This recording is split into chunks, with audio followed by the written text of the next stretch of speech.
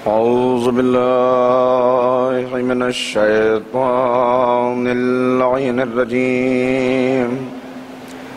بسم الله الرحمن الرحيم. الحمد لله رب العالمين وبه نستعين وهو المعين.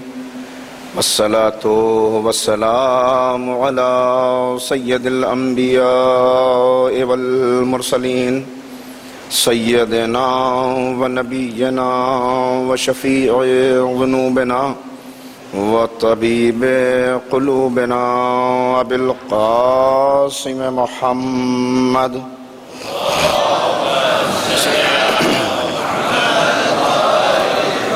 وآله الطيبين الطاهرين المعصومين المظلومين المنتخبين المنتجبين.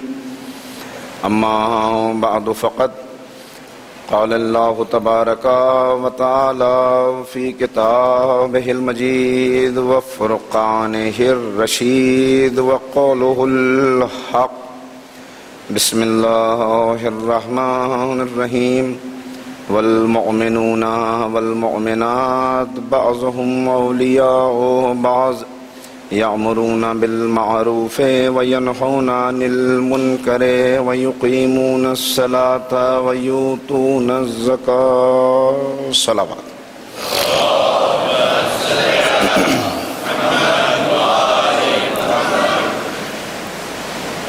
بزرگان محترم و نوجوانان عزیز، کل جس سلسلہ گفتگو کا ہم نے آغاز کیا اس میں جو باتیں میں نے عرض کی، پہلے اس کا مغز اور ماحصل اور کنکلوژن چند جملوں میں آپ کی خدمت میں عرض کر دوں.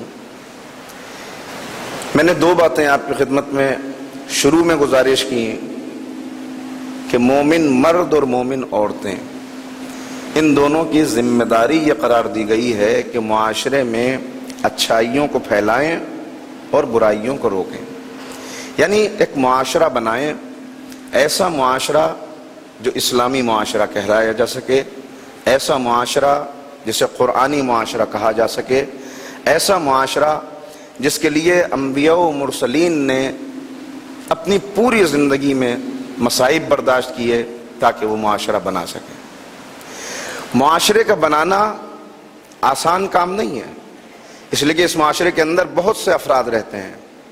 اس میں دین پہ عمل کرنے والے بھی ہیں، اس میں دین کے مقابلے پہ کھڑے ہونے والے بھی ہیں، اس میں نیک بھی ہیں، اس میں بد بھی ہیں، اس میں فیاضی دکھانے والے بھی ہیں، اس میں کنجوسی دکھانے والے بھی ہیں، اس میں اللہ کے حکم کی تعمیل کر کے اپنی زندگی کو کامیاب بنانے والے بھی ہیں، دوسروں کی زندگیوں کو ناکام بنانے والے بھی ہیں.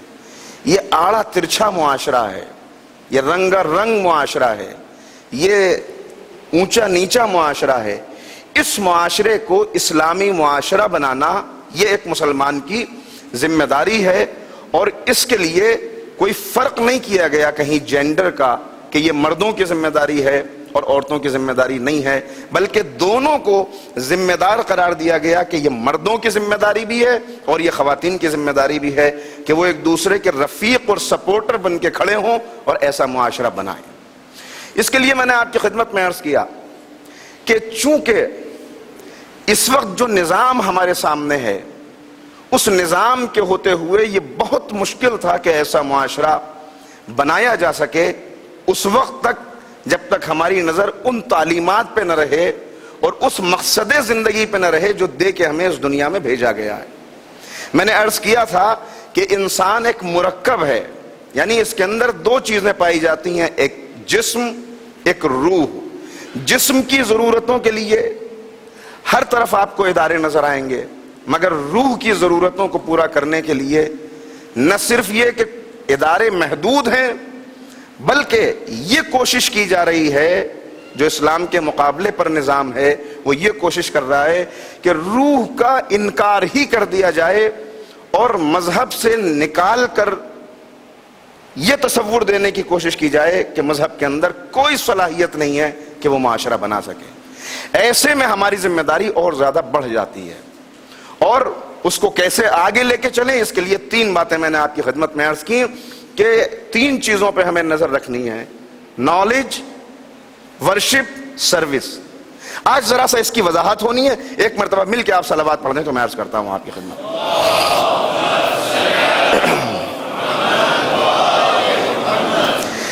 اس کی وضاحت کے لیے سب سے پہلی بات جو میں نے کل صرف اشارہ کیا اس کی طرف، کہ آج جو نظام تعلیم ہمارے سامنے ہے اس میں تمام تر قوت صرف کی جا رہی ہے کہ انسان کے جسم کو زیادہ سے زیادہ آرام پہنچایا جا سکے۔ جتنی فکر، جتنی طاقتیں، جتنی توانائی ہیں وہ صرف جسم کو فائدہ پہنچانے کے لیے ہیں۔ ایسے میں ہم کہاں سے وہ ادارے لائیں کہ جس میں روح کی ترقی بھی ہو سکے اور روحانی تقاضوں کو پورا بھی کیا جا سکے؟ کون سے ادارے ہیں ہمارے پاس؟ ہم کیا کر سکتے ہیں اس کے لیے؟ ہم مجبور ہیں اپنے بچوں کو انہی اداروں میں بھیجنے کے لیے، اس لیے کہ آگے بڑھنا ہے۔ مگر جیسا کہ میں نے عرض کیا کہ سب سے بڑی سازش یہ ہوئی کہ علم کو 2 حصوں میں تقسیم کیا گیا، اور یہ کہا گیا یہ سیکولر ایجوکیشن ہے اور مذہب کا یہاں پہ کوئی کام اور کوئی تعلق نہیں ہے، اور کہا گیا کہ ریلیجس ایجوکیشن لینے والے لوگ اپنے گھر میں بیٹھیں، تبلیغ کریں، مگر بند کمروں کے اندر تبلیغ کریں، یہ آپ کا ذاتی معاملہ ہے مذہب، ٹھیک ہے، اس کو بھی ساتھ لے کے چلیے، مگر کس طرح کہ ہفتے میں 1 دن آئیے، سر جھکا لیجئے، اپنے گناہوں کا اعتراف کر لیجئے، اور اس کے بعد پھر عملی زندگی میں آ جائیے۔ مگر اسلام میں عبادت، اس جملے پہ توجہ فرمائیں گے اور یہیں سے بات آگے بڑھے گی، اسلام میں عبادت جزو زندگی نہیں ہے، کل زندگی عبادت ہے۔ یعنی اسلام نے اپنے ماننے والے کو کسی بھی لمحے تنہا نہیں چھوڑا۔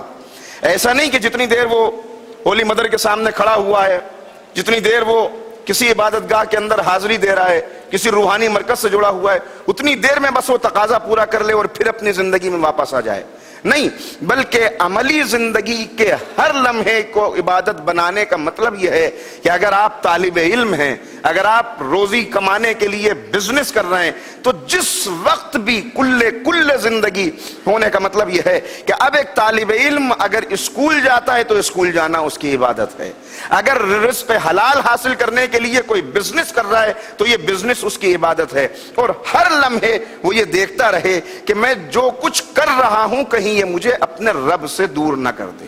یہ باتیں آپ کی خدمت میں آئی، اور یہ میں نے کیوں عرض کیا؟ یہ اس لیے عرض کیا کہ پیغمبر کی ایک حدیث سامنے ہے جس میں نبی سے یہ سوال، ہمارے اہل سنت بھائیوں کے یہاں بھی حدیث ہے، ذرا سا الفاظ کے تغیر کے ساتھ، کہ کسی نے پیغمبر سے سوال کیا کہ آثار قیامت کیا ہیں، اور ہمارے یہاں علائم ظہور میں یہ پیغمبر کا فرمان پایا جاتا ہے کہ پوچھا گیا کہ اللہ کے رسول یہ فرمائیے کہ کب قیامت آئے گی؟ تو پیغمبر نے فرمایا جب علم اٹھا لیا جائے۔ اب یہاں سے توجہ فرمائیں، ایجوکیشن کے تعلق سے یہ بہت اہم بات ہے جس کو میں عرض کر کے انشاءاللہ آگے بڑھتا ہوں۔ جب علم اٹھا لیا جائے، زمانے قریب آ جائیں، قتل و غارت گری بڑھ جائے، نہ قتل کرنے والے کو معلوم ہو کہ میں کیوں قتل کر رہا ہوں، نہ قتل ہونے والے کو معلوم ہو کہ مجھے کیوں قتل کیا جا رہا ہے، تب سمجھنا کہ قیامت قریب ہے، یا تب سمجھنا کہ ہمارے وارث کا، ہمارے مہدی کا ظہور قریب ہے۔ پیغمبر نے کیا فرمایا؟ جب علم اٹھا لیا جائے۔ اور آج جب ہم نظر کرتے ہیں کہ ترقی ہمیں کس منزل پہ لے آئی، تو محسوس یہ ہوتا ہے کہ دن بدن علم بڑھتا چلا جا رہا ہے۔ کتنا علم بڑھا؟ اتنا علم بڑھا کہ آج میں جس وقت میں اس موضوع پر کام کر رہا تھا تو کچھ رپورٹس میرے سامنے آئیں، جس سے جو نتیجہ اخذ ہوا وہ چند جملوں میں آپ کی خدمت میں عرض کروں کہ اتنی تیزی سے بظاہر علم کی ترقی، جسے دنیا علم کی ترقی کہہ رہی ہے، وہ اتنی تیزی سے ہو رہی ہے کہ 2000 صفحات 2000 پیجز پر منٹ ریسرچ میٹر انٹرنیٹ پہ اپلوڈ کیا جاتا ہے، 30 کروڑ پیجز پر ڈے۔ یہ فکشن کی بات نہیں ہے، یہ ریسرچ میٹر ہے جو انٹرنیٹ پر آ رہا ہے ہر دن، 30 کروڑ پیجز۔ اور ذرا سا آگے بڑھ جائیے، 1970 میں ایک اپولو گم ہو گیا، اپولو 16 غالباً کھو گیا، تو اسے تلاش کرنے میں ناسا کے سائنسدانوں نے 1.5 گھنٹے کا وقت لگایا، اور انہوں نے اس کے بعد ایک انٹرویو ہوا جس میں یہ پتہ معلوم کرنے کی کوشش کی گئی کہ آپ نے کیسے تلاش کیا، تو انہوں نے کہا ہم نے اب اتنی ترقی حاصل کر لی کہ اس کی بنیاد پر ہم نے اسے ڈھونڈ لیا، ورنہ اسے اگر زمانہ قدیم میں تلاش کرنا ہوتا، جب ہمارے سامنے یہ ٹیکنالوجی اتنی ڈیولپ نہیں ہوئی تھی، اس وقت اگر اسے ڈھونڈتے تو ہمیں 10 لاکھ سال لگ جاتے۔ تو جس چیز کو تلاش کرنے میں 10 لاکھ سال لگتے، وہ 1.5 گھنٹے کے اندر کر لیا گیا۔ ہر 10 سال کے بعد، آفٹر ایوری 10 ایئرس، جو میڈیکل تھیوریز ہیں اس میں 50% سے زیادہ آؤٹ ڈیٹڈ ہو جاتی ہیں۔ اب 50% بدل گئی تھیوریز، اب نہیں آ گئی۔ یہ ہے علم کی ترقی کا حال جو ہمیں نظر آ رہا ہے، اور پیغمبر فرما رہے ہیں جب علم اٹھا لیا جائے زمانے قریب آ جائیں۔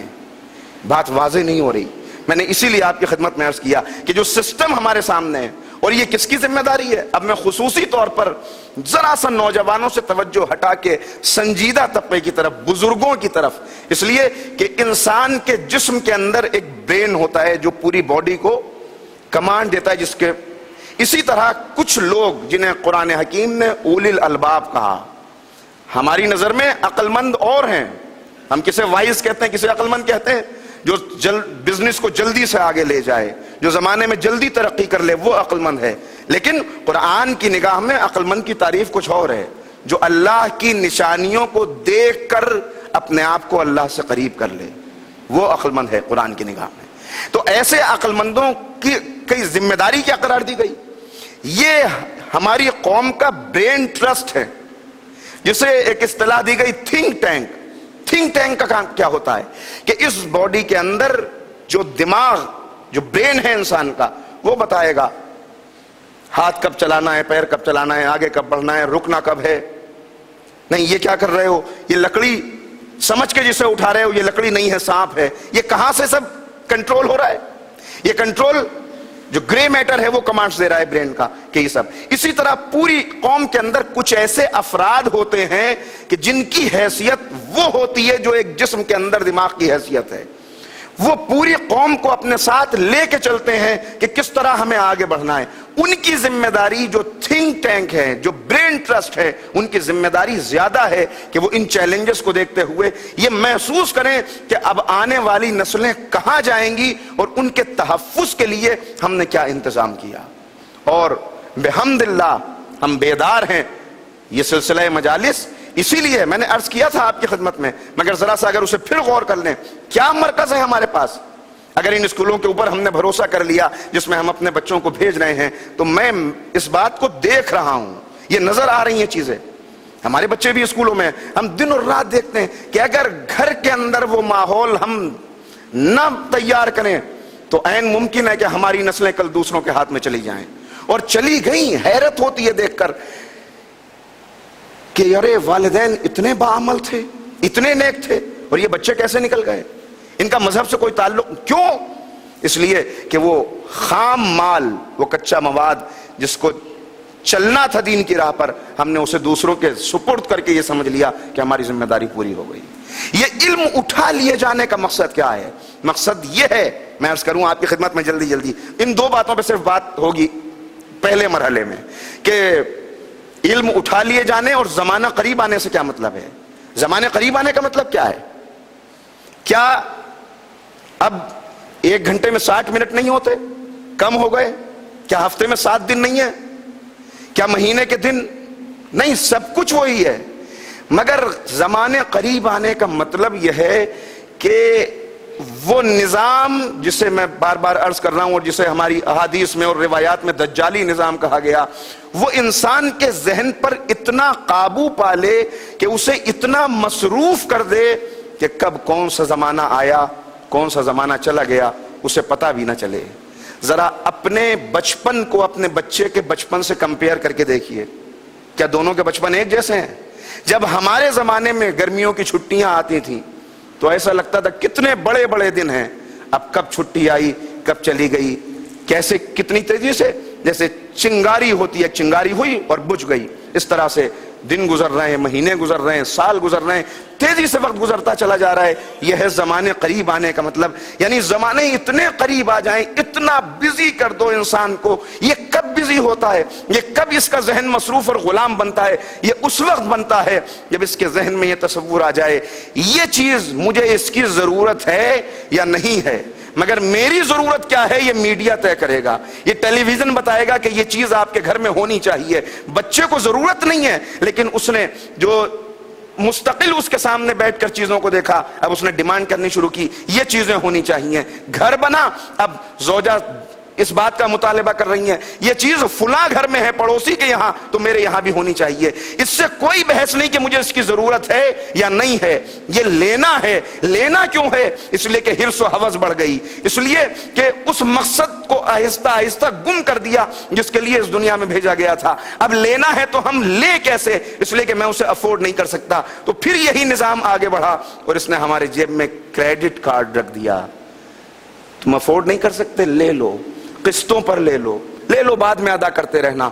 اور اس کے بعد جب لے لیا تو اب تک 8 گھنٹے کام کرتا تھا، اب 10 گھنٹے کام کرو، اب 12 گھنٹے کام کرو، اب 14 گھنٹے کام کرو، اب 16 گھنٹے کام کرو۔ اتنا کام کرو، اتنا کام کرو کہ فرد کا رشتہ خاندان سے کٹ جائے، خاندان کا رشتہ معاشرے سے کٹ جائے۔ بس جو کچھ ہے یہ ایک سائیکل ہے پوری جو چل رہی ہے۔ کب بال سیاہ تھے، کب سفید ہو گئے، کب بڑھاپا آ گیا، کچھ پتہ نہیں چلا زندگی کہاں چلی گئی۔ اور ہوش کب آتا ہے؟ ہوش اس وقت آتا ہے کہ جب سب کچھ ہاتھ سے نکل گیا۔ میں نے اس طرح کی کچھ باتیں عرض کی دبئی میں، تو مجھے بعد میں ایک بزرگ ملے اور انہوں نے کہا آپ نے جو بات پڑھی میں آج محسوس کرتا ہوں جب ضعیف ہو گیا کہ واقعی طور پر میں نے اپنی زندگی کو کیسے گزار دیا۔ انہوں نے کہا یہ کریڈٹ کارڈ کی بات جو آپ نے پڑھی، اب میں رکا ہوا ہوں، میرا پورا خاندان واپس جا چکا ہے، میں اکیلا یہاں پہ رکا ہوا ہوں، حالانکہ میں بھی جا سکتا تھا۔ اس لیے کہ جو چیزیں لی تھیں اگر اسے لے کر جو دوسروں نے فرار کا راستہ اپنایا وہ میں بھی اپناتا تو چلا جاتا، مگر مجھے اپنے ایمان کو بچانا تھا، اس لیے یہاں پہ رکا ہوا ہوں۔ واقعی ضرورتیں ہیں یا نہیں ہیں، ضرورتوں کے دامن کو پھیلا دو۔ یہ ہے زمانے کا قریب آ جانا، پتہ ہی نہ چلے۔ جب اتنا مصروف رہے گا انسان تو اسے وقت کب ملے گا کہ وہ اسلام کی طرف توجہ کرے، وہ مذہب کے تقاضوں کو دیکھے؟ جب اتنا زیادہ ذہنی غلام ہو جائے گا۔ اور علم اٹھا لیے جانے کی بھی ذرا سی وضاحت کر دوں کہ ایک مقصد ہوتا ہے ہر چیز کا۔ علم کا بنیادی مقصد یہ ہے کہ انسانیت کی خدمت کی جائے۔ اگر علم بظاہر بڑھتا چلا جا رہا ہے اور یہ خدمت نہیں ہو رہی، یعنی اتنا مصروف ہو گیا انسان اور اتنا اسے علم سمجھ کے اس کے اندر انوالو ہو گیا کہ اب اسے یہی پتہ نہیں، مجھے یہ تو پتہ ہو کہ سمندر میں مچھلیاں کتنی ہیں، مجھے یہ تو پتہ ہو کہ انڈینجرڈ اسپیشیز کون سی ہیں، مجھے یہ تو پتہ ہو کہ آج دنیا میں کتنی طرح کے درخت، کتنے پلانٹس، کتنی اسپیشیز پائی جاتی ہیں، اور یہ پتہ نہ ہو کہ میری بوڑھی ماں کا درد کیا ہے، میرے باپ کی پریشانی کیا ہے، میرے پڑوسی کو تکلیف کیا ہے۔ تو مجھے بتائیے یہ علم بڑھا یا علم گھٹا؟ یہ علم نہیں ہے، یہ معلومات کا سیلاب ہے جس میں اصل علم بہتا چلا گیا اور ہمیں خبر بھی نہ ہو سکی۔ ہم اسی کو علم سمجھ کے آگے بڑھتے چلے جا رہے ہیں۔ اگر علم آتا چلا جائے اور ویلیوز ختم ہو جائیں، اگر علم آتا چلا جائے اور رشتے ختم ہو جائیں۔ آج ماؤں کے مقابلے پر لڑکیاں کھڑی ہوئی ہیں اور ان کے حکم کو ماننے سے انکار کر رہی ہیں۔ آج نوجوان والدین کو بوجھ سمجھ رہے ہیں اپنے اوپر۔ یہی وہ دجالی نظام تھا جس نے ہمیں اپنی گرفت میں لے لیا۔ اولڈ پیپل ہوم بن گئے، لے جاؤ ان بوڑھوں کو، انہوں نے اپنی زندگی گزار لی، اب کیوں ہماری زندگی کو اجیرن بناتے ہیں؟ یہ رات میں کھانستا ہے بزرگ میرا باپ تو پھر اس سے تکلیف ہوتی ہے، اس سے اچھا ہے ان سے نجات حاصل کرو۔ نتیجہ کیا ہوا؟ بس زندگی رہ گئی۔ کیسی زندگی؟ میں اس کو لیے 2 الفاظ استعمال کرتا ہوں، چارے اور باڑھے کی زندگی۔ چارہ اور باڑھا کیا ہے؟ جو چیز ہمیں جو جسم دیا، یہ جسم حیوان کو بھی دیا، مگر حیوان کی ضرورت کتنی ہے؟ بھوک لگی کھا لیا، رہنے کے لیے جگہ ملی وہاں پر وہیں سو گیا، وہیں بیٹھ گیا۔ اس کے علاوہ نہ اسے رشتوں کا احساس ہے، نہ اسے ذمہ داریوں کا احساس ہے۔ اگر اس علم نے ایسا ہی انسان کو بنا دیا تو اس میں اور حیوان میں فرق کیا رہ گیا؟ فرق کچھ نہیں رہا. وہ بھی جسم کے لیے کوشش کر رہا ہے, یہ بھی جسم کے لیے کوشش کر رہا ہے. روح پست ہوتی چلی گئی, مٹتی چلی گئی. کیوں مٹتی چلی گئی؟ اب یہاں سے دیکھیے معصومین کی طرف, اس لیے کہ امام معصوم حضرت امام محمد باقر علیہ الصلوۃ والسلام, اللہ صلی اللہ علیہ. مجھے معاف فرمائیے گا, وقت کم ہے اس لیے میں تیزی سے آگے بڑھ رہا ہوں. امام فرماتے ہیں شرقوا ام غربوا لن تجدوا علما نافعا الا عندنا. تم مشرق میں چلے جاؤ یا مغرب میں چلے جاؤ, تمہیں مفید علم, فائدہ پہنچانے والا علم مل ہی نہیں سکتا جب تک ہمارے دروازے پہ نہ آ جاؤ. مفید علم کب ملے گا؟ مفید علم اس وقت ملے گا. ہم نے کہا کہ رول ماڈل کا مطلب کیا ہے؟ جو انسان کے لیے انسپریشنل سورس ہو, جسے دیکھ کر اس کے اندر ایک جذبہ پیدا ہو کہ مجھے بھی ان کے جیسا بننا ہے. اور وہ کسی عام آدمی کے بس کی بات نہیں ہے. میں نے عرض کیا تھا کہ ہمارے آئیڈیل قدم قدم پہ بدلتے ہیں, چونکہ ہم اپنا مقصد قدم قدم پہ بدلتے ہیں. لیکن مقصد جس نے زندگی دی ہے اس نے مقصد دے کے بھیجا ہے. جس نے مقصد دے کے بھیجا ہے اس نے قانون دے کے بھیجا ہے. جس نے قانون دے کے بھیجا ہے اس نے قانون پہ عمل کروانے والے بھی بھیجے ہیں, اور بتایا کہ یہ تمہارے لیے اسوہ حسنہ ہے. میں مختصر لفظوں میں اگر عرض کروں تو اتنا کہہ سکتا ہوں کہ اللہ کا قانون جب لفظوں میں ڈھلتا ہے تو قرآن بنتا ہے, جب سیرت میں ڈھلتا ہے تو معصومین بنتے ہیں. یہ معصومین ہمارے لیے نمونہ عمل ہیں. امام فرما رہے ہیں ہم سے دور جاؤ گے تو تمہیں علم کے نام پر جہالت ملے گی, علم کے نام پر اخلاق کو تباہ کرنے والی چیزیں ملیں گی, حقیقی علم نہیں ملے گا. میرے عرض کرنے کا مقصد یہ ہے کہ ہمیں بھی اسی راہ پہ چلنا ہے جس پر سب چل رہے ہیں, مگر اپنے مقصد کو محفوظ رکھتے ہوئے. نوجوانوں, آپ کے لیے بہت بڑا چیلنج ہے, آپ کے لیے بہت زیادہ مشکل مرحلے ہیں, اس لیے کہ دن بدن یہ دجالی نظام ہمیں ذہنی غلام بناتا چلا جا رہا ہے, ہمیں اپنی گرفت میں لیتا ہے. ایک جال ہے جس کے اندر ایک مرتبہ اگر انسان پھنس گیا تو اب جتنے ہاتھ پیر چلائے گا اتنا اور زیادہ جال کے اندر جکڑتا چلا جائے گا. کیسے اپنے آپ کو اس سے نکالیں؟ میں نے عرض کیا معصومین کی طرف نگاہ کریں. کیسا علم وہ امام بتائیں گے. اور پھر یہی امام, دو ائمہ ایسے مولا کائنات کے بعد کہ علم کے تعلق سے جن کا نام سب سے زیادہ آتا ہے. ایک پانچویں امام امام محمد باقر علیہ الصلوۃ والسلام, اور چھٹے امام امام جعفر صادق علیہ الصلوۃ والسلام.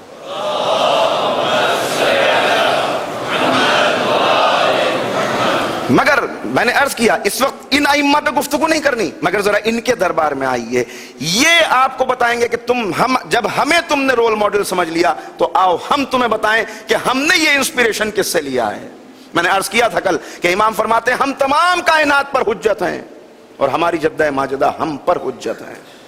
یہاں امام نے فرمایا, اب امام صادق کی حدیث سامنے آتی ہے جسے جلدی جلدی میں اپنے الفاظ میں عرض کیے دیتا ہوں کہ امام نے فرمایا کہ 10 خواتین کو اللہ نے منتخب کر لیا اور انہیں اپنی طرف سے صفات عطا کرنی شروع کی, خطابات دینے شروع کیے. اللہ نے 10 خواتین کو منتخب کیا, سب کا ذکر نہیں کر رہا ورنہ بات رہ جائے گی, کہ سب کو صفات دی, کسی کو حکمت دی, کسی کو عقل دی, کسی کو وہ شعور عطا کیا, کسی کو حیا عطا کی. اور اس کے بعد فرماتے ہیں, سب سے آخر میں فرماتے ہیں کہ ہماری جدہ ماجدہ حضرت فاطمہ زہرا کو اللہ نے علم کا تحفہ عطا کیا. اللہ اکبر. یعنی 9 خواتین کا ذکر کرنے کے بعد آخر میں کہا کہ ہماری جدہ ماجدہ کو علم کا تحفہ عطا کیا. اے مولا, حکمت تو ان کے پاس چلی گئی, عقل ان کے پاس چلی گئی, حیا وہاں چلی گئی. عجب نہیں امام جواب دیں کہ اسی بات کو تو واضح کرنا ہے کہ جب علم آتا ہے تو ساری صفات اپنے اندر سمیٹ کے آتا ہے. یعنی جہاں علم ہوگا وہاں حیا بھی ملے گی, وہاں حکمت بھی ملے گی, وہاں عقل بھی ملے گا, وہاں شعور بھی ملے گا. ساری صفات جب جمع ہوتی ہیں تو ایک ذات بنتی ہے, ایسی ذات کہ جو تمام کائنات کے لیے نمونہ عمل بننے کی صلاحیت رکھتی ہے. اللہ اکبر. 1,24,000 انبیاء, ان انبیاء کے بعد بھی سلسلہ ہدایت رکا نہیں بلکہ ائمہ کا سلسلہ آگے بڑھا, اور ان سب کے سامنے 18 سال کی مختصر زندگی رکھنے والی ایک بی بی, مگر جس کی ہدایت, جس کا نمونہ عمل ہونا اتنا مکمل کہ محمد کے بعد پھر محمد کی ضرورت ہے, علی کے بعد پھر علی کی ضرورت ہے, مگر فاطمہ کے بعد پھر کسی فاطمہ کی ضرورت نہیں. 18 سال کی مختصر زندگی, اتنی جامع, اتنی مکمل، وہ جو فرما رہے ہیں علم کا تحفہ عطا کیا اور پھر اسے بتایا اسے. میں خود آپ کی خدمت میں عرض کروں گا، شہزادی نے ایک جملہ اپنے خطبے میں ارشاد فرمایا ہے. اس جملے کی تشریح آج نہیں ہوگی، میں کل عرض کروں گا، لیکن سن لیجئے. خطاب کرتے کرتے جب دربار میں خطبہ دیا، یہ دربار کا خطبہ کیوں تھا یہ کل انشاءاللہ بات آئے گی. تو درمیان میں بالکل جملے کے جب سارا فلسفہ عبادات کا بیان کر لیا تو اس کے بعد کہا اعلموا انی فاطمہ و ابی محمد. قبلہ تشریف رکھتے ہیں، اہل علم یہاں موجود ہے، اور یہ تاریخی منبر ہے میرے لیے. یہ شکر کا اور شرف کا مقام ہے کہ میں اس تاریخی منبر سے مباحثہ کے اس مجمع سے جو اہل علم کا مجمع ہے، آپ نے ایک سے ایک بزرگ کو سنا ہے، میری طالب علمانہ گفتگو ہے، مگر ذرا سا توجہ فرمائیں کہ سمٹی ساری چیزیں. اعلموا، قبلہ موجود ہیں، اعلموا یہ صیغہ امر ہے، یعنی حکم دے رہی ہیں شہزادی. ایھا الناس اعلموا انی فاطمہ و ابی محمد، جان لو میں فاطمہ ہوں اور محمد میرے بابا ہیں. یہ اس خطبے کے اندر جسے خطبہ فدق کہا جاتا ہے، جسے علماء نے ام و نہج البلاغہ قرار دیا. شہزادی کی زندگی کے 2 خطبے ہیں، مگر کیسا جامع خطبہ ہے یہ میں کل آپ کی خدمت میں عرض کروں گا. مگر اس وقت شہزادی نے حکم دیا. مقصد کیا ہے؟ مقصد یہ ہے کہ شہزادی چاہتی ہے میرا تعارف ہو جائے، اللہ چاہتا ہے کہ شہزادی کا تعارف ہو جائے، ائمہ چاہتے ہیں. تو ائمہ نے صرف یہ کہہ کے رک نہیں گئے کہ ہماری جدہ ماجدہ کو علم کا تحفہ عطا کیا، بلکہ ان دونوں ائمہ کی زندگی میں 50 سے زیادہ مرتبہ میں نے اس واقعے کو دیکھا کہ جب بھی کوئی آیا اور آنے کے بعد کہا مولا اس معاملے میں حکم کیا ہے ذرا بتائیے، کوئی سوال لے کے آیا ہے. تو امام نے کہا بیٹھ جاؤ، ٹھہر جاؤ، رک جاؤ، اور اس کے بعد غلام کو حکم دیا کہ جاؤ وہ کتاب لے کے آؤ. یہ کہہ دیا زبان سے کہ اللہ نے علم کا تحفہ عطا کیا. اب اس کو عملی، اس لیے کہ انسان تھیوری بھول جاتا ہے مگر پریکٹیکل اسے یاد رہتا ہے. امام چاہتے ہیں ہماری جدہ ماجدہ ان کا علم دنیا تک پہنچ جائے، لوگوں کو پتہ چل جائے. مولا کائنات کا علم دنیا کو پتہ ہے، اور شہزادی وہ ہیں کہ جن کے لیے فرمایا گیا کہ اگر علی نہ ہوتے تو فاطمہ کا کوئی کفو نہ ہوتا. علی خطیب ممبر سلونی ہے، علی کا علم ممبر سے پتہ چل جائے گا، مگر بی بی کا علم کیسے پتہ چلے؟ ان دونوں ائمہ نے جنہوں نے یونیورسٹی کی بنیاد رکھی، جنہوں نے تجدید کی ان تمام علوم کی جنہیں دو لوگ بھولتے چلے جا رہے تھے، جنہیں مجدد کہا جا سکتا ہے اپنے دور کا، انہوں نے یہ اہتمام کیا کہ 50 سے مرتبہ میں نے عرض کیا، زیادہ مرتبہ یہ واقعہ پیش آیا کہ ادھر آنے والا آیا، کہا رک جاؤ، غلام کو بھیجا وہ کتاب لے کے آؤ. غلام گیا، اپنے سر پہ احترام کے ساتھ ایک کتاب کو جو جزدان کے اندر لپٹی ہوئی ہے اسے لے کے آیا. امام نے اسے کھولا، اس کی انگلیوں سطروں پر انگلیاں رکھنی شروع کی اور کہا تیرے اس سوال کا جواب میری جدہ ماجدہ نے یہ دیا ہے. اب فوراً سوال پیدا ہوا. دیکھیے ائمہ کی سیرت، ادھر مولائے کائنات کی سیرت ہے کہ علی ہل چلا رہے ہیں، بیلچہ ہاتھ میں لے کر مزدوری کر رہے ہیں باغ کے اندر، اور آنے والا آتا ہے، پوری حکومت وقت آتی ہے اپنی پوری کابینہ پوری کیبنٹ کو لے کر اور آ کے مولا سے سوال کرتی ہے. تو مولا کا کام رکتا نہیں ہے، علی بیلچہ بھی چلا رہے ہیں، علی ہل بھی چلا رہے ہیں اور سوال کا جواب بھی دے رہے ہیں، جس کا نتیجہ یہ ہوا کہ مخالف تھا مگر اسے یہ کہنا پڑا کہ یا علی جب آپ سے کوئی سوال کیا جاتا ہے آپ سوچتے نہیں ہیں، آپ غور و فکر نہیں کرتے، آپ اپنا کام بھی نہیں روکتے، فوراً جواب دے دیتے ہیں. تو امام نے کہا یہ بتا تیرے ہاتھ میں انگلیاں کتنی ہیں؟ کہا مولا میرے ہاتھ میں 5 انگلیاں ہیں. کہا سوچا کیوں نہیں؟ کہا سوچنا کیسا، یہ ہاتھ ہمیشہ میرے سامنے رہتا ہے. بس مولا نے مسکرا کے کہا جیسے تیرے سامنے یہ ہاتھ رہتا ہے ایسے ہی علی کے سامنے یہ کائنات رہتی ہے. یہ ایک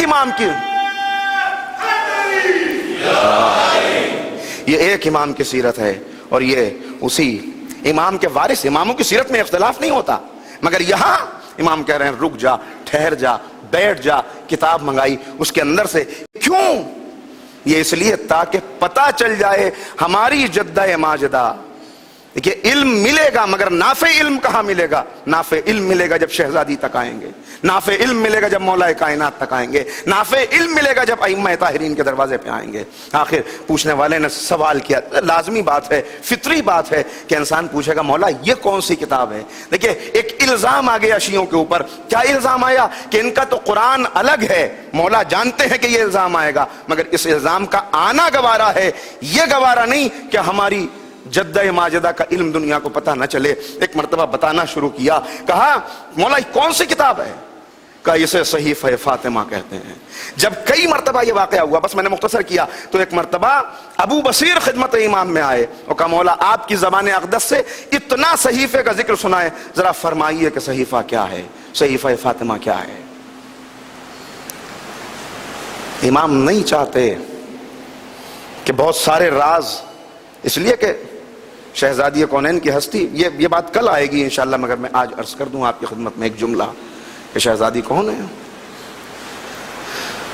شہزادی کا ایک تعارف یہ بھی ہے کہ پیغمبر فرماتے ہیں فاطمہ اللہ کے رازوں میں سے ایک راز ہے، اللہ کے رازوں میں سے ایک راز۔ کیسا راز کہ جس کی وضاحت امام نے فرمائی، امام جعفر صادق علیہ السلام نے، کہ امام نے فرمایا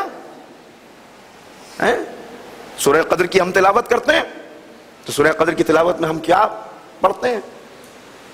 آگے بڑھ کے ساری باتیں بجائیں، ما ادراک ما لیلۃ، تمہیں کیا ادراک، تم کیا جانو کہ لیلۃ القدر کیا ہے؟ امام نے فرمایا شب قدر کی معرفت نہیں حاصل کر سکتا وہ شخص جسے ہماری جدہ کی معرفت حاصل نہ ہو۔ اور ایک دوسرے مقام پہ فرمایا کہ شب قدر کیا ہے، یہ جس کے لیے کہا گیا کہ تمہیں اس کا ادراک نہیں ہو سکتا، کہا ہماری جدہ ماجدہ ہی شب قدر ہے۔ پیغمبر فرمائے اللہ کے رازوں میں سے ایک راز ہے۔ امام بیان فرما رہے ہیں یہ صحیفہ کیا ہے؟ یہ صحیفہ فاطمہ ہے۔ مولا ابو بصیر کہہ رہے ہیں مولا بیان فرمائیے اس کے اندر کیسا علم ہے؟ کہا اے ابو بصیر، جب بہت اصرار کیا تب امام نے، دیکھیے امام نے تعلیمات دیں مگر جب تک ظرف نہیں دیکھ لیتے اس وقت تک عطا نہیں کرتے۔ جس کے اندر جیسا ظرف پایا جاتا ہے، کمیل کے اندر وہ ظرف موجود تھا تو دعائے کمیل عطا کر دی، جس طرح کا ظرف جہاں موجود ہے۔ میسم کے اندر ان رازوں کو سنبھالنے کی صلاحیت تھی تو جناب میسم کو وہ راز عطا کر دیے کہ میسم جب ان رازوں کو بیان کرتے ہیں تو عبداللہ ابن عباس جیسے بزرگ وہ یہ کہنے لگتے ہیں کہ میسم تمہیں یہ راز کہاں سے پتا چلے، تم کیسے یہ سب جانتے ہو؟ یعنی وہ سمجھ نہیں پا رہے کہ اتنا علم جس کے اندر جو صلاحیت تھی۔ جب دیکھا کہ ابو بصیر کا اصرار ہے تو ایک مرتبہ کہا اے ابو بصیر سنو یہ صحیفہ کیا ہے؟ مولا ارشاد فرمائیے۔ کہا ہمارے نانا کے رخصت ہونے کے بعد، رسول اللہ کے دنیا سے جانے کے بعد ہماری جدہ کے دل پر وہ صدمہ پڑا کہ دن اور رات روتی تھی، اللہ سے فاطمہ کا یہ رونا دیکھا نہ گیا، اللہ سے۔ لہذا دل جوئی کے لیے فاطمہ کے غم کو ہلکا کرنے کے لیے اللہ نے فرشتوں کو حکم دیا کہ جاؤ فاطمہ سے باتیں کرو، فاطمہ کا دل بہلاؤ۔ یہ عجیب بات ہے، شہزادی کے القاب میں ایک لقب ہے محدثہ اور ایک لقب ہے محدثہ۔ محدث اور محدثہ بہت آپ نے سنا ہے، مگر محدثہ کون؟ جو ملائکہ سے گفتگو کرتی ہو، جو فرشتوں سے باتیں کرتی ہو۔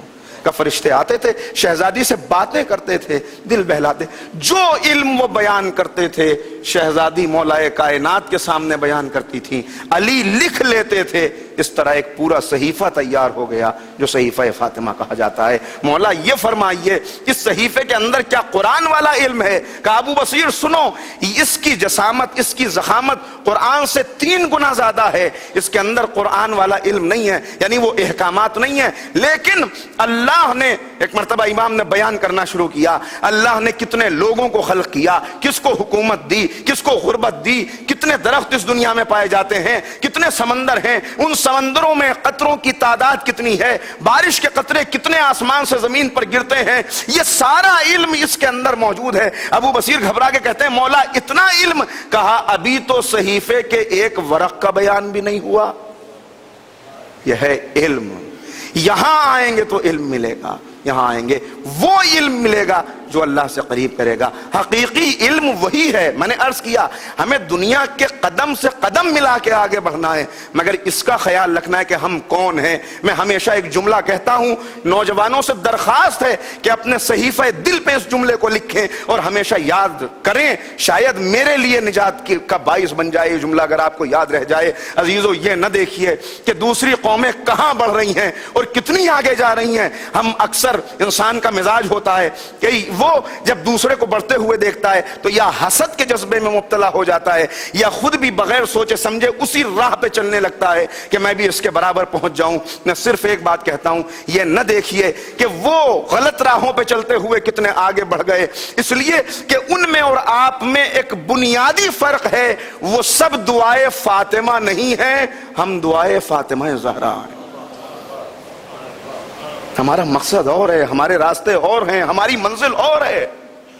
ہمیں ایک مثالی قوم بننا ہے, ہمیں ایک مثالی کردار پیش کرنا ہے. لہذا علم کی راہ میں بڑھنا ہے. مگر میں نے عرض کر دیا, میں نے گزارش کر دی کہ جو تھنک ٹینک ہے اسے غور کرنا ہے, کیسے بنیادوں کو مضبوط کیا جائے. اگر بنیادیں مضبوط ہوں کسی ماحول کے اندر بھیج دیجئے. آج پریشانی تو یہی ہے کہ ماحول دوسرا ہے, مسئلہ یہ ہے کہ وہاں پر جا کر اسی ماحول کے اندر ڈھل جاتا ہے اور ہم کہنے لگتے ہیں صاحب کریں تو کیا کریں, اس لیے کہ ماحول ہی ایسا ہے, تقاضا ہی ایسا ہے. مگر میں ایک بات کہتا ہوں جسے پھیلا کے کہنے کا وقت نہیں ہے. اس وقت ایک ربائی یاد آ گئی بڑی عمدہ کہ جس نے اس بات کو ادا کر دیا کہ انسان صدا خود ہی مٹا کرتا ہے, انسان صدا خود ہی مٹا کرتا ہے. نہیں, آپ سمجھے نہیں. اللہ نے کسی سے دولت لے کر امتحان لیا ہے, کسی کو دولت دے کر امتحان لیا ہے. جسے دولت دی ہے اس کا امتحان زیادہ بڑا ہے, جسے نہیں دی اس سے تو یہ دیکھنا ہے صرف کتنی قناعت کرتا ہے, کتنا شکوہ کرتا ہے, کتنا شکر ادا کرتا ہے, کس راستے پہ چلتا ہے, میرے راستے پہ قائم رہتا ہے یا نہیں. لیکن جسے دی ہے اس کا امتحان کتنا بڑا ہے, اس کی آزمائش اور اس کا امتحان اتنا بڑا ہے. مجھے بات اس وقت یاد آ گئی, مشہور مسیحی جارج جرداق ابھی حال ہی میں انتقال ہوا, جس نے مولا کائنات کی شان میں ہزاروں صفحات کی کتابیں لکھ دی. کرسچن, ہم نے ابھی 2 سال پہلے نہج البلاغہ پر ایک سیمینار کیا, اس میں مدعو بھی کیا تھا, چاہتے تھے کہ وہاں سے آئے لیکن اس وقت وہ علیل تھا اس لیے نہیں آ سکا. صرف اس لیے کہ دنیا کو پتا چلے کہ غیر مسلمین نے بھی اگر مولا کی فضیلت کو سمجھ لیا ہے. اس سے سوال کیا گیا کہ تو کرسچن ہے, تجھے حضرت عیسیٰ کی شان میں کتابیں لکھنی چاہیے, تو نے علی کی شان میں کتابیں کیوں لکھی؟ مسلمان ہو گیا, شیعہ ہو گیا. اس نے کہا نہیں, بات یہ نہیں ہے, میں قائل ہوں فضیلت کا, اور جب میں نے فضیلتوں کو ڈھونڈنا شروع کیا تو جتنی فضیلتیں ملی سب در علی کے اوپر سجدہ کرتی ہوئی نظر آئیں. اس لیے علی کی شان میں وہ ایک جگہ بیان کرتا ہے کہ میں نے جب ایک میری زندگی میں ایسا مرحلہ آیا کہ میرا ایمان اللہ پر سے ہٹنے لگا, اس لیے کہ میں نے یہ پڑھا تھا, یہ سمجھا تھا اپنے مذہب میں, اور یہ پیغام مجھ کو ملا تھا کہ اللہ نے سب کو رزق دیا ہے, اللہ سب کا رازق ہے, ہر ایک کا حصہ رکھا ہے. کا پھر میں یہ سوچنے پہ مجبور ہوا, غور و فکر کیا کرتا تھا کہ جب اللہ نے سب کو رزق دیا تو لوگ بھوکے کیوں رہ جاتے ہیں, بھوک سے مر کیوں جاتے ہیں. کا قریب تھا کہ میرا ایمان اللہ سے ہٹ جائے کہ اس وقت صاحب نہج البلاغہ مولا کائنات کا ایک جملہ میرے نظر میں آیا کہ جس سے ساری حقیقت کھل گئی کہ مولا نے کہا اس جملے کے اندر کہ اللہ نے غریبوں کا رزق امیروں کی تجوری میں رکھا ہے, وہ بھوکے اس لیے رہ جاتے ہیں کہ امیر حق نہیں ادا کرتے. کہ اس وقت مجھے پتا چلا کہ اللہ نے ان کا رزق بھی اتارا ہے مگر جن بندوں کے پاس اتارا ہے وہ پہنچانے میں کوتاہی کر رہے ہیں. تو میں نے عرض کیا غریبوں کا بھی امتحان ہے, امیروں کا بھی امتحان ہے. کسی کو دولت دے کے امتحان لیا, کسی سے دولت, یہ راضی ہونے کی دلیل نہیں ہے. اگر دولت دینا راضی ہونے کی دلیل ہوتا تو اللہ نے فرعون کو حکومت نہ دی ہوتی, نمرود کو حکومت نہ دی ہوتی. نہیں, مقصد کو سمجھنا ہے. صرف ایسا نہیں کہ چند عبادات ہم نے کر کے سمجھ لیا. کہ جو بات میں عرض کر رہا تھا کہ امام نے کیا فرمایا, بات وہیں پہ پلٹتا ہوں اور وہیں پہ گفتگو رکے گی کہ سب کو مخاطب کر کے جو لشکر حر کو روکا ہوا ہے, نماز ہو گئی، اس کے بعد امام نے خطبہ ارشاد فرمایا جس میں ایک شکوہ کیا، آخری فقرہ ہے اس کا، ان الناس عبید الدنیا والدین لیق علی السنتہم، لوگ دنیا کے بندے ہیں، لوگ دنیا پرست ہیں، اور دین ان کے نوک زبان تک ہے۔ عبادات کر رہے ہیں، جب مولا پکار رہے تھے تو ایسے افراد تھے کہ جو یہ کہتے ہوئے نظر آئے کہ جنت میں جانے کے بہت سے راستے ہیں، کیا ضروری ہے کہ ہم مقتل میں جا کے جنت حاصل کریں؟ لوگوں نے مسجدوں کے گوشوں کے اندر ڈیرے ڈال دیے، کہا اگر پورا معاشرہ بگڑ گیا تو ہم کیا کریں؟ ہم نے اپنے آپ کو بچا لیا، ہم سجدوں کے ذریعے، عبادت کے ذریعے جنت حاصل کر لیں گے۔ ایسے ہی لوگوں کو خطاب کرتے ہوئے علامہ اقبال نے کہا تھا کہ مسجد کی صفوں سے ذرا مقتل کی طرف دیکھ۔ جب مقتل پکارتا ہے تو مسجد میں نہیں رکا جاتا، انہوں نے عبادت سمجھ لیا مسجد میں رکنے کو، کہ جب مقتل پکارتا ہے مسجد میں نہیں رکا جاتا۔ مولا کائنات کا مشہور واقعہ آپ نے ضرور سنا ہے، میں صرف اشارہ کرتا ہوں کہ مولا کوفے کے اندر آئے اور لوگوں نے تعارف کرانا شروع کیا، کہا انہیں دیکھیے یہ رجال حق ہیں۔ کہا یہ رجال حق کیا ہوتے ہیں؟ کہا یہ مسجدوں کے اندر موجود رہتے ہیں، یہ دن اور رات مسجدوں میں ڈیرے ڈالے ہوئے ہیں۔ کہا اچھا تو پھر یہ کھاتے کیا ہیں؟ کہا مولا کوئی رحم کھاتا ہے تو یہ بھی کچھ کھا لیتے ہیں، محلے سے کچھ مل جاتا ہے لوگ بھیج دیتے ہیں کھا لے۔ کہا نکالو انہیں باہر، تم سے کس نے کہا کہ یہ رجال حق ہیں؟ نکالو انہیں باہر۔ اور اس کے بعد کتنا سخت جملہ مولا نے ارشاد فرمایا، کہا ان کی مثال تو گلی کے ان کتوں کی ہے کہ جو انتظار کرتے ہیں کوئی ٹکڑا ڈالے تو کچھ کھا لیں۔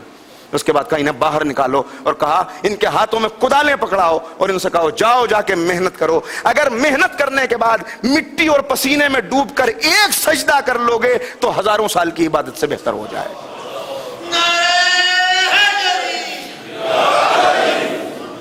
مسجدوں میں نہیں رکنا، مسجد کی جب مقتل پکارتا ہے تو مسجد میں نہیں رکا جاتا۔ مگر کیا مسئلہ ہے؟ جب شعور مردہ ہو گیا، جب ضمیر ختم ہو گیا تو اب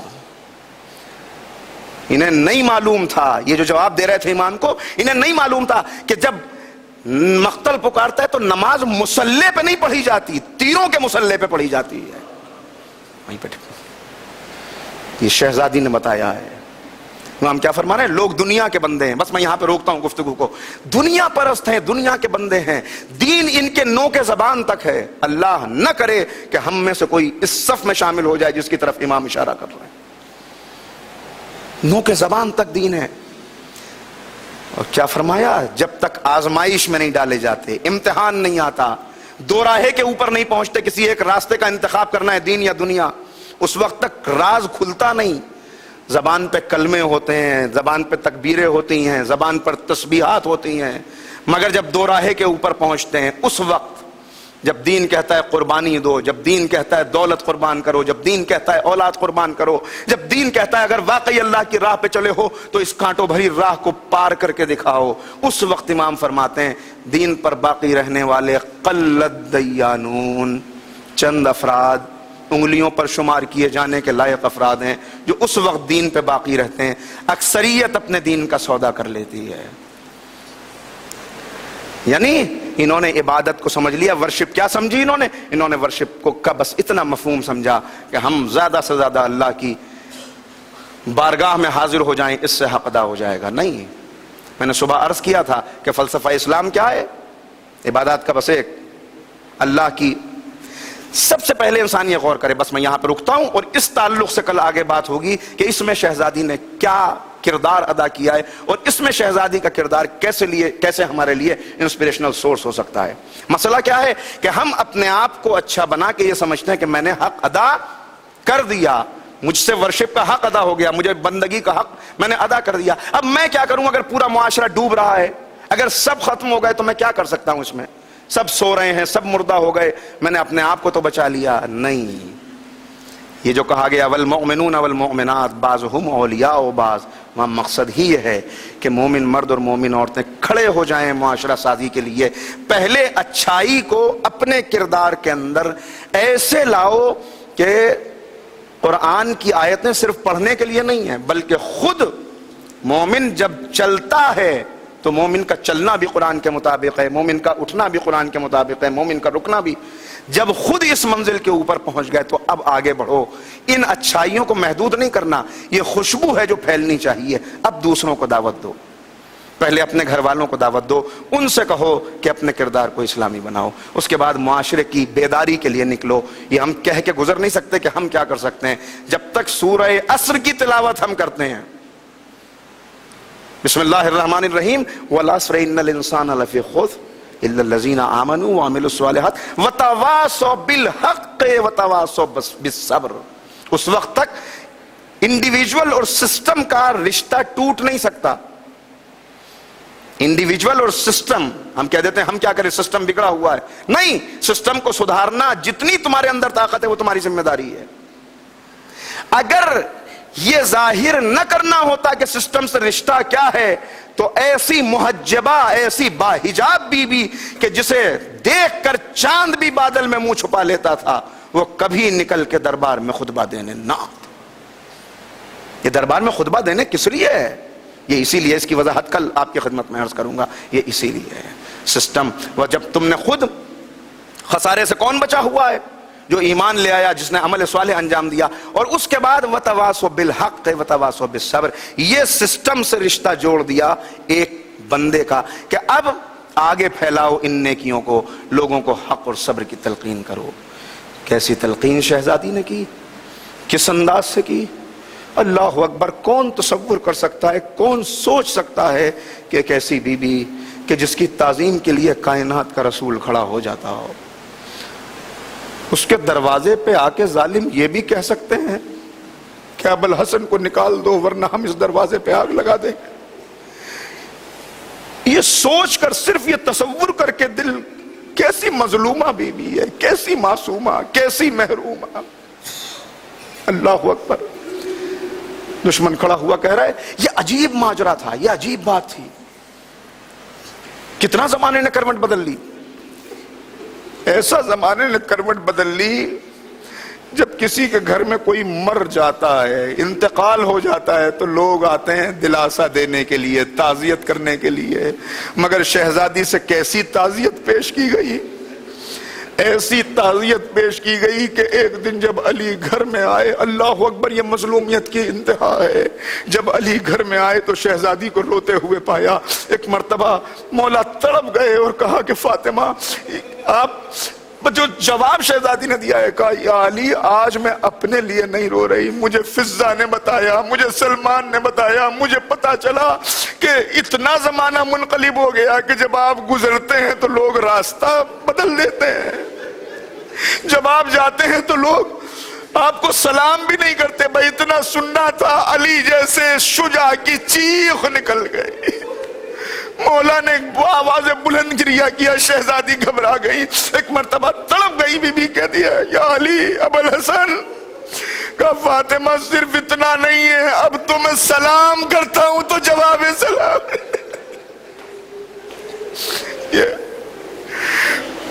اللہ اکبر. کیسے مصائب ہیں جو شہزادی نے برداشت کی ہیں. عزیزو, شہزادی کیسی شہیدہ ہیں, ایسی شہیدہ ہیں کہ جس نے ولایت کے تحفظ کے لیے اپنی جان کی قربانی پیش کی ہے, ولایت کے تحفظ کے لیے. آج علی کی جان کو خطرہ ہے, مولا کائنات کو گرفتار کرنے کے لیے مجمع آیا ہے.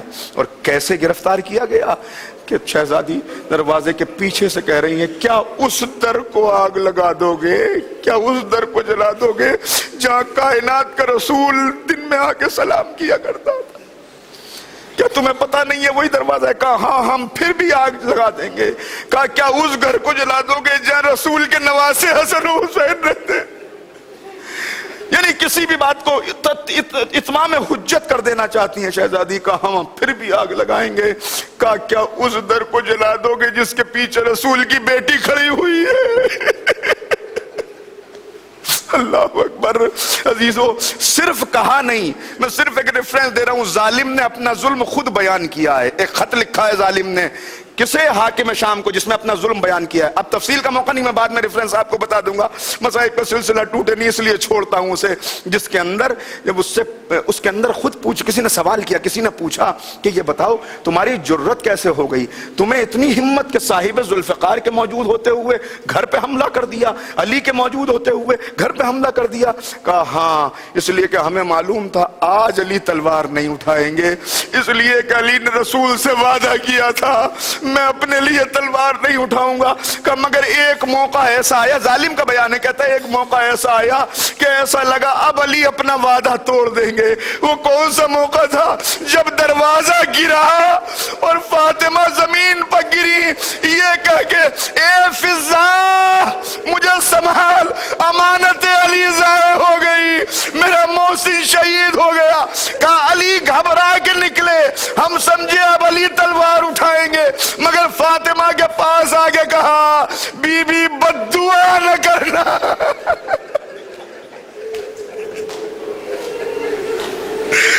بد دعا نہ کرنا. اللہ اکبر, یہ عجیب کیفیت ہے, یہ عجیب مرحلہ ہے. بس میں روکتا ہوں گفتگو کو یہاں, مگر ذرا تصور شرط ہے.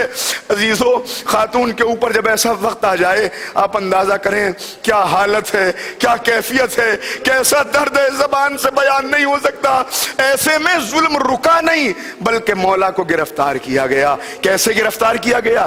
ظالم بیان کرتا ہے ایک چادر تھی جس کو البیٹ دے کے رسی بنائی گئی, وہ رسی گلے میں ڈال کر کھینچ کے لے کے چلے. فضا نے کہا بی بی مولا کو گرفتار کر لیا. تو اسی عالم میں رسول کی بیٹی کھڑی ہوئی اور اپنے ہاتھ کو علی کے ہاتھ میں رکھ کے کہا میں ابوالحسن کو لے جانے نہ دوں گی. ارے میں کیسے بیان کروں؟ جب دیکھا کہ فاطمہ کا ہاتھ علی کے ہاتھ پہ, ایک مرتبہ ظالم نے اپنی چھڑی سے وار کرنا شروع کیا. اتنے وار کیے اللہ اکبر کہ یہ ہاتھ اس لائق نہ رہا کہ فاطمہ تسبیح پڑھ سکیں. گرفتار کر کے لے کے چلے. بس آخری فقرے ہیں, سننا کیسے امامت کا تحفظ کیا ہے زہرا نے.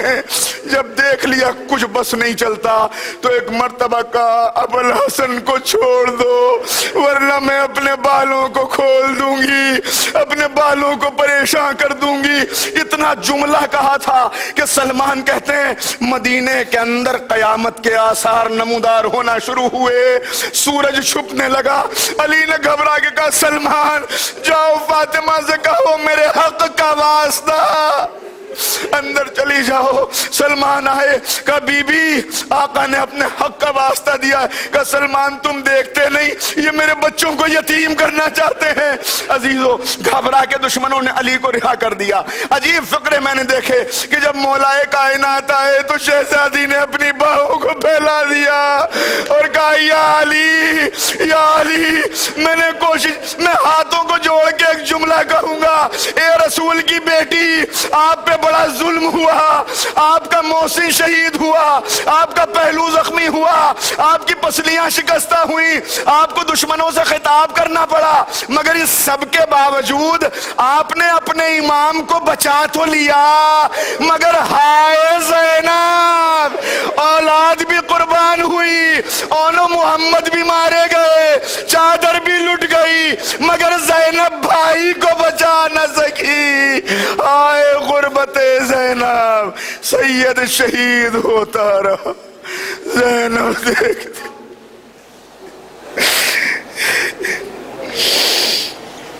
سیعلم الذین ظلموا ایام منقلبون انا للہ و انا الیہ راجعون. بار الہ ہماری اس عبادت کو قبول فرما. معبود, اہل بیت کے چاہنے والے جہاں جہاں ہیں ان کے جان مال عزت آبرو کی حفاظت فرما. اس ذکر کے صدقے میں جو بیمار ہیں انہیں شفاء کاملہ و عاجلہ عنایت فرما. بار الہ تمام حاضرین کے مرحومین و مرحومات کے درجات کو بلند فرما دے.